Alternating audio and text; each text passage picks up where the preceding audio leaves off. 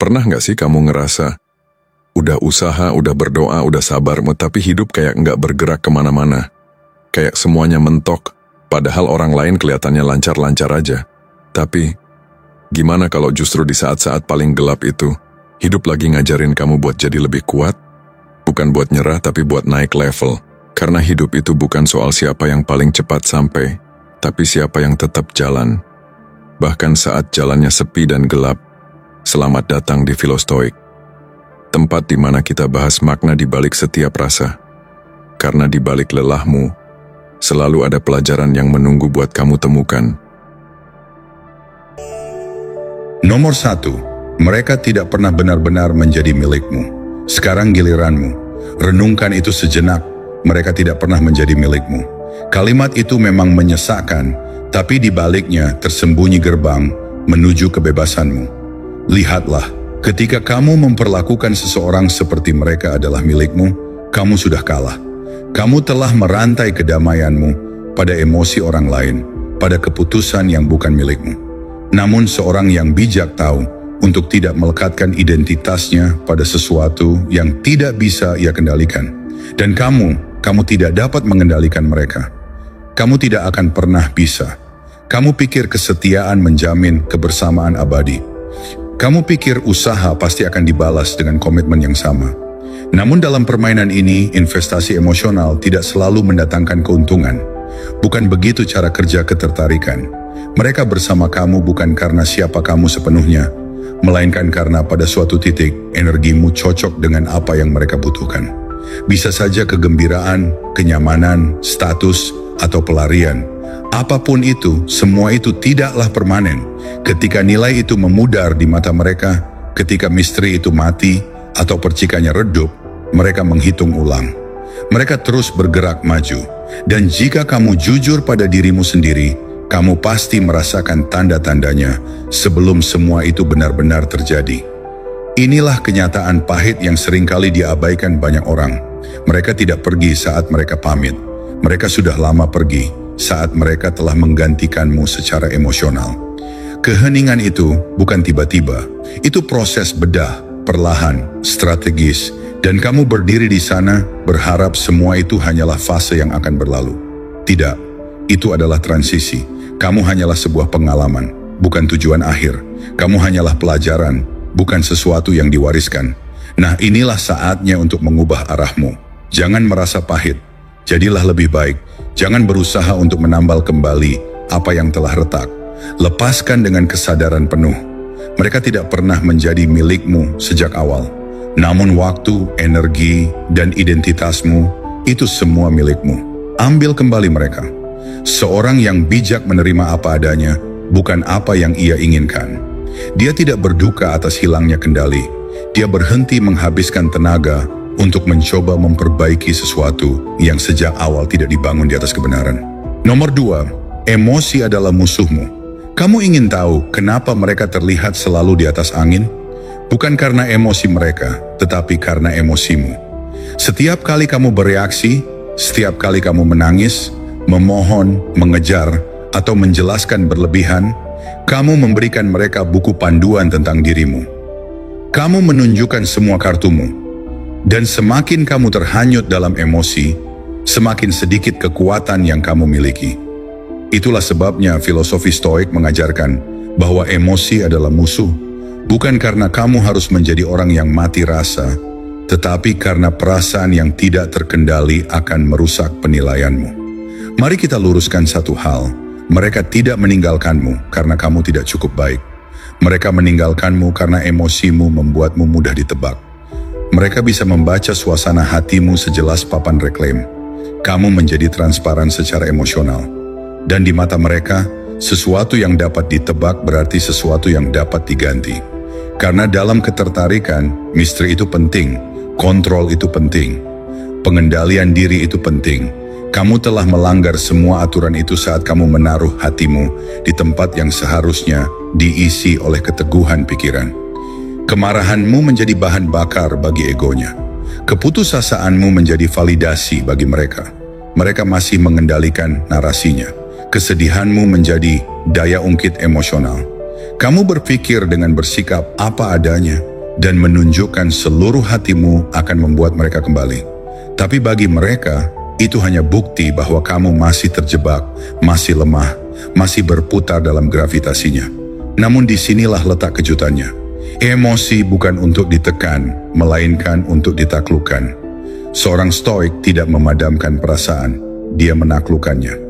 Dia mengarahkan emosi itu kembali, menyaringnya melalui akal sehat. Saat rasa sakit datang, dia tidak berteriak, dia mengamatinya. Saat amarahnya muncul, dia tidak meledakkannya, dia menggunakannya sebagai bahan bakar. Disiplin emosional adalah bentuk kekuatan tertinggi, dan itu adalah satu hal yang paling tidak mereka sangka akan kamu miliki. Jadi berhentilah melampiaskan kekecewaanmu kepada orang yang sudah tidak peduli. Berhentilah mengirim pesan panjang yang tidak akan pernah dibaca. Berhentilah mencoba menjelaskan dirimu kepada seseorang yang sudah berhenti mendengarkan. Kamu tidak berutang performa apapun. Kamu tidak berutang penjelasan apapun. Mata uang barumu adalah keheningan. Bahasamu yang baru adalah fokus. Getaran barumu tak terbaca.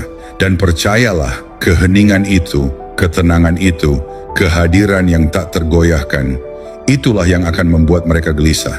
Karena saat mereka sadar bahwa mereka tidak lagi bisa mengendalikan emosimu, kekuatan pun berpindah. Nomor 3, obsesi adalah kelemahanmu. Mari kita sebut apa adanya. Kamu tidak sedang jatuh cinta, kamu terobsesi.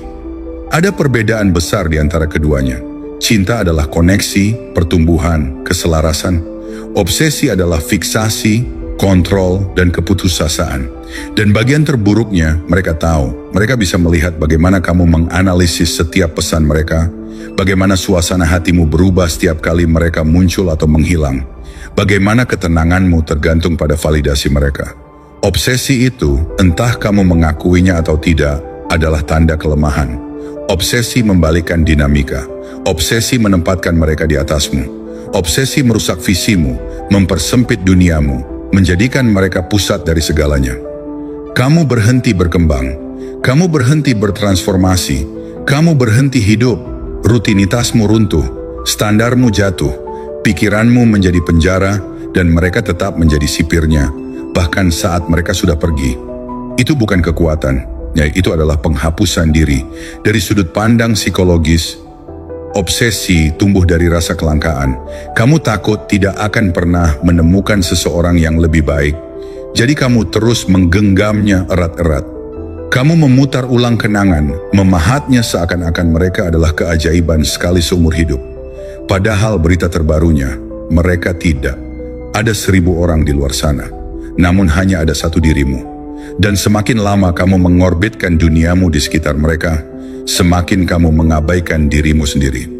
Seorang stoik tidak terobsesi. Dia mengamati. Dia melepaskan apa yang tidak bisa dia kendalikan.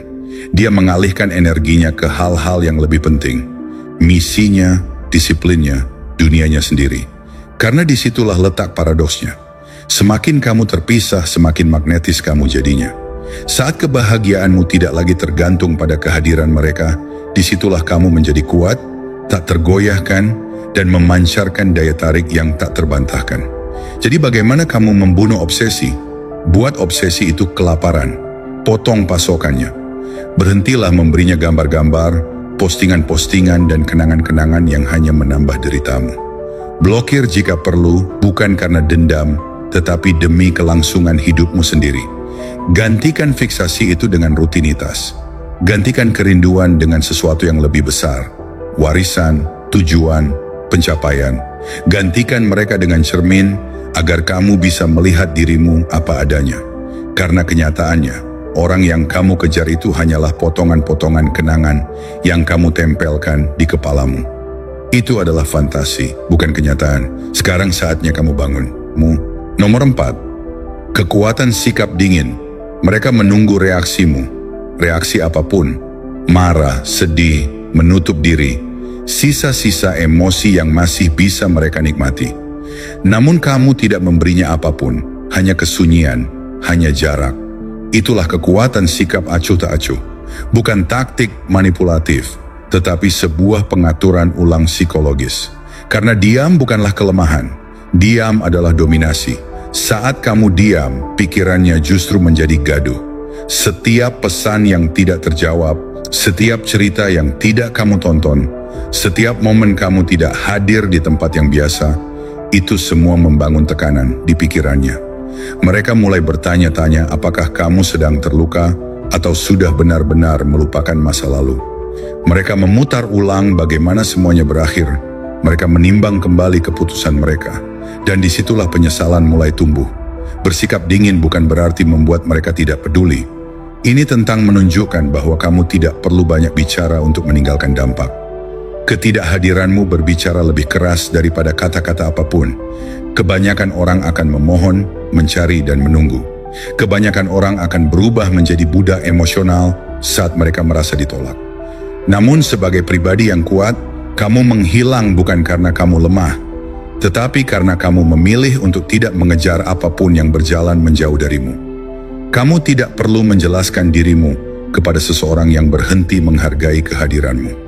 Kamu tidak kembali ke tempat di mana suaramu diabaikan, karena inilah yang dipahami oleh psikologi gelap. Otak manusia mendambakan resolusi. Ketika sebuah hubungan berakhir tanpa penjelasan yang jelas, itu menciptakan kesenjangan kognitif, ruang kosong yang menghantui. Mereka akan mengisinya dengan kecemasan, penyesalan, dan pertanyaan bagaimana jika.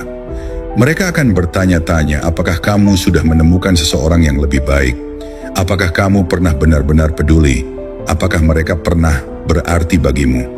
Dan semakin mereka mencoba memahami kesunyianmu, semakin besar kekuatanmu. Jangan beri mereka jendela untuk mengintip. Jangan buka pintu untuk diskusi. Jangan kirim pesan pada hari ulang tahunnya. Jangan datang hanya untuk menunjukkan bahwa kamu sudah dewasa. Tidak. Sikap dinginmu adalah pesan terakhirmu. Respon yang paling kuat adalah tidak ada respon sama sekali. Mereka akan merasakannya jauh lebih dalam daripada kata-kata apapun yang pernah kamu ucapkan. Nomor 6, energi kamu adalah mata uang. Selama ini kamu telah menghabiskan energimu seolah-olah itu adalah sesuatu yang gratis. Seolah-olah tidak ada batasnya, tidak ada konsekuensi dari memberikannya kepada siapapun yang datang mengetuk pintu hatimu. Kamu mencurahkan perhatian kepada seseorang yang bahkan tidak sungguh-sungguh mengakui keberadaanmu. Menuangkan emosi ke dalam seseorang yang melihat cintamu hanya sebagai opsi cadangan. Mari saya pertegas, energi kamu adalah mata uang. Dan sekarang, tanpa kamu sadari, kamu sedang bangkrut. Bukan bangkrut secara finansial, tetapi secara spiritual, mental, dan emosional. Kamu telah menginvestasikan setiap tetes perhatian, setiap kilau harapan, setiap kata yang kamu ucapkan kepada seseorang yang tidak memberikan hasil apapun. Setiap kali kamu memikirkan mereka, setiap kali kamu memeriksa profil media sosialnya, setiap kali kamu bertanya-tanya apakah mereka merindukanmu, kamu sedang membayar sesuatu yang mahal. Harga dari fokusmu, harga dari ketenanganmu, harga dari harga dirimu. Energi yang kamu berikan tidak pernah kembali dalam wujud yang sama. Ia bisa membangkitkanmu atau justru membakarmu habis. Ingat ini baik-baik. Setiap orang yang menghargai dirinya sendiri menjaga energinya layaknya emas. Dia tidak menghabiskannya untuk orang yang hanya datang untuk mengambil lebih banyak daripada yang pernah mereka berikan. Dia tidak mengemis perhatian. Dia tidak mengejar apa yang memilih untuk menjauh. Dia tahu bahwa energinya memiliki nilai, bahwa apapun yang dia pikirkan, apapun yang dia rasakan, akan memengaruhi arah hidupnya. Karena kemanapun energimu mengalir, di sanalah kehidupanmu mengikuti.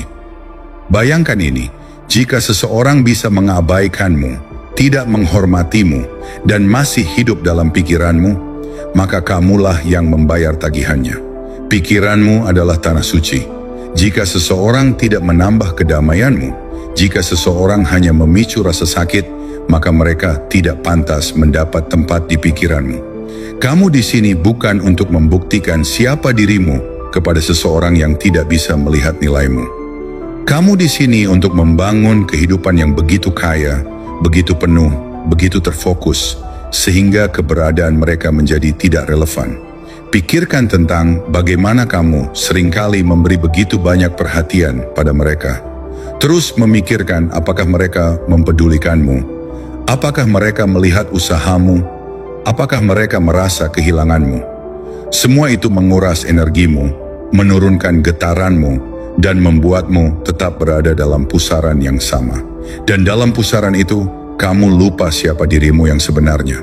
Kamu lupa bahwa kamu adalah seseorang yang memiliki pilihan, yang memiliki nilai, yang memiliki masa depan yang menunggu untuk diraih. Kamu tidak lagi di sini untuk mencari validasi dari mereka yang tidak pernah berniat memberimu penghargaan yang layak. Kamu di sini untuk melindungi energimu, untuk menjaga integritasmu, untuk memelihara harga dirimu. Saat kamu mulai memahami ini, kamu akan mulai memilih dengan lebih bijak di mana kamu menanamkan perhatianmu. Kamu akan berhenti memberi makan ego mereka, berhenti menempatkan mereka di pusat duniamu, dan mulai menempatkan dirimu sendiri di posisi yang semestinya, di singgasana kehidupanmu sendiri. Dan inilah yang menarik, ketika kamu berhenti menghabiskan energimu untuk seseorang yang tidak pernah menghargainya, ketika kamu mulai menanamkan energimu ke dalam pertumbuhanmu, ke dalam cita-citamu, ke dalam mimpi-mimpimu, maka kamu akan menjadi seseorang yang bahkan tidak akan mereka kenali lagi. Mereka akan bertanya-tanya, bagaimana kamu bisa berubah begitu drastis? Bagaimana kamu bisa bangkit setinggi ini? Bagaimana kamu bisa bahagia tanpa mereka? Dan percayalah, di saat itulah penyesalan mereka akan datang, karena mereka akhirnya menyadari bahwa mereka telah kehilangan seseorang yang kini berdiri di puncak dunianya sendiri. Jadi, jagalah energimu. Perlakukan itu seperti sesuatu yang paling berharga dalam hidup. Rasa sakit bukan sesuatu yang bersifat pribadi, itu adalah ujian. Dan kamu bisa memilih apa yang akan kamu hasilkan darinya, air mata atau transformasi, keluhan atau kebangkitan. Kamu mungkin berpikir mereka sedang memperhatikanmu, menunggu untuk melihat apakah kamu baik-baik saja. Tidak, mereka hanya memperhatikan apakah kamu berkembang.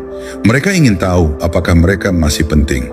Satu-satunya cara untuk menunjukkan pada mereka bahwa kamu lebih dari apa yang mereka tinggalkan adalah bukan dengan kata-kata, tetapi dengan membangun sesuatu yang bahkan mereka tidak bisa bayangkan. Biarkan hasilmu menjadi jawaban yang paling lantang. Biarkan cahayamu berbicara sendiri.